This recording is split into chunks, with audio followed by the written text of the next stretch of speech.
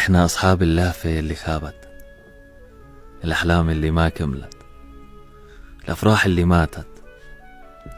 احنا اللي ركضنا بكل حماس وفجأة انخذلنا، يلي عن جد سهرنا ليالي نتخيل لحظات وبالاخر ما تحققت. احنا والله سعينا وحاولنا بكل طاقتنا، بكل قوة ممكن احنا نملكها بيوم من الايام، وللاسف ما وصلنا. احنا برود اليوم اللي عم نعيشه دافعين فاتورته امبارح من عمرنا. تعرف شو الثمن كان عبارة عن قهر وتعب، صدمة وخذلان، إحباط وعجز. هيك لتجمدت مشاعرنا. احنا اللي كنا فعليا نندفع بحماسنا وبكل إحساسنا.